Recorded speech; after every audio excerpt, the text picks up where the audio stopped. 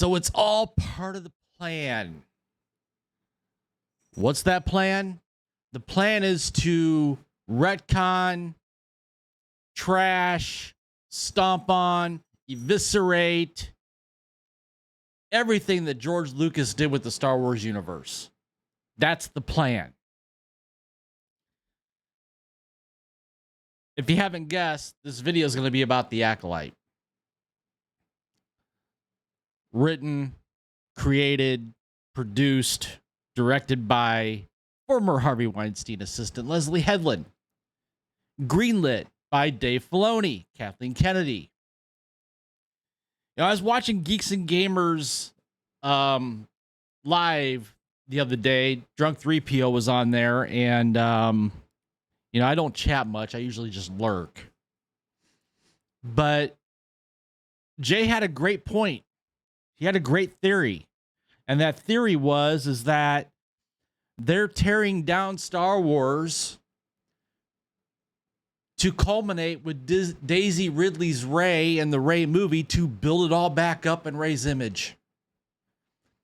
It's about the matriarchy, not the patriarchy anymore. Well, fans don't like what they're seeing. Now, some people will say, well, it's being review bombed. It's being review bombed on Rotten Tomatoes. 17% score right now, Rotten Tomatoes. 17%. The show critics still like it. They're into this crap.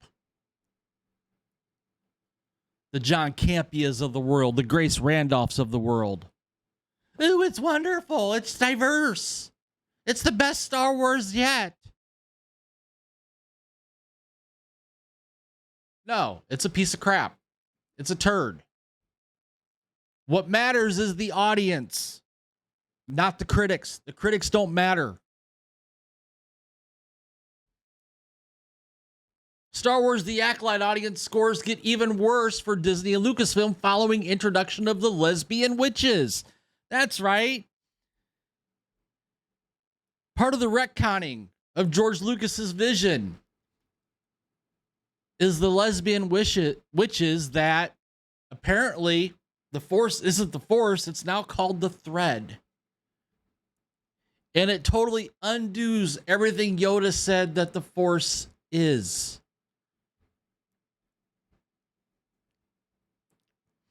Not to mention the Immaculate Conception that retcons Anakin. You know, there's a scene in The Acolyte, episode 3, where the two moms, one mom says, I carried her. And the other mom says, I created her. I'm paraphrasing there, but you get the gist. Versus what happened just before The Phantom Menace with the birth of Anakin, the Immaculate Conception that George Lucas had envisioned, which was the Force's way of bringing forth the chosen one to bring balance. Forbes, The Acolyte episode 3 review, one of the most disappointing Star Wars episodes ever made. That's from Eric Kane, who, by the way, put this out there on X. These hacks are ruining Star Wars because they can't write, they can't tell stories, they can't avoid plot holes, they can't create compelling characters, and they hide behind their self-righteousness instead of learning from their mistakes. Truth. 100% truth. That is 100% truth. But then you got the flip side. Alyssa Mercante. Miss, come on. I dare anybody. Fight me. Star Wars The Acolyte tells us what we already knew about the Jedi. They're a complex, flawed group of individuals who shifted and changed throughout Star Wars history.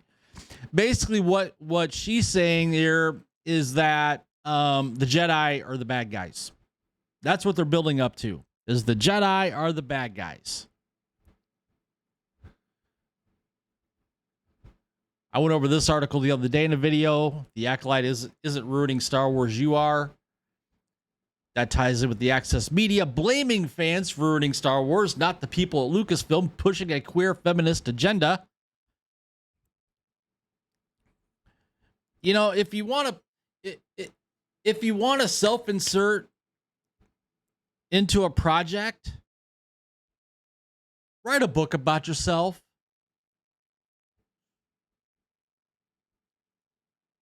Go scare up some cash and make a movie about yourself. Don't self-insert your political ideology, your beliefs, your sexuality, whatever, into a project like Star Wars.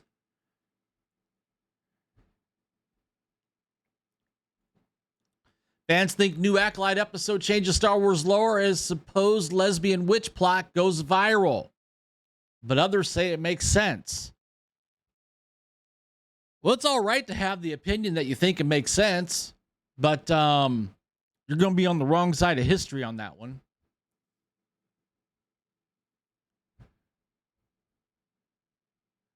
I already went over Anakin's birth. I mean, this is a travesty what Disney, Lucasfilm, Kathleen Kennedy, Dave Filoni, Leslie Headland. This is a travesty to an iconic brand. Star Wars is a brand. Star Wars is a male brand. And what they've done is really, it's an abomination. It's a total abomination. Now I can get into details, but I think you guys get the gist.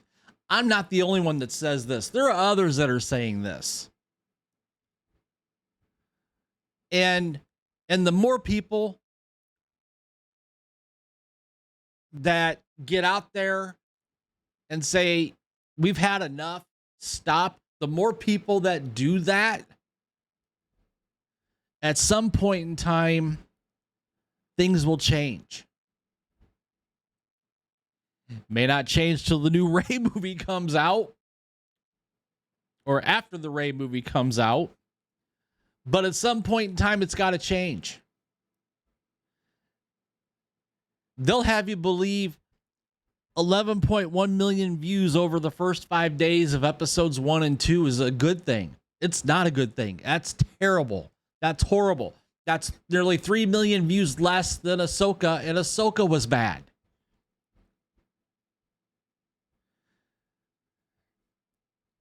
So there you have it. My thoughts. Again, I can't stress this enough. 17% fan score. 17%. Star Wars is dead. They might as well put whatever they got planned in the next 5 years in the can, not let it see the light of day, let it rest, let it sit, let people forget about this crap that's been put out in the last few years, and come out with something new in 5, 7, 10 years down the road. That's the only way Star Wars is going to be saved. So what do you guys think about this? Comment down below. While you're at it, please take the time to smash that like button. Subscribe to the channel if you haven't already. Hit that notification bell so you don't miss a video. And with that, I will see you guys later.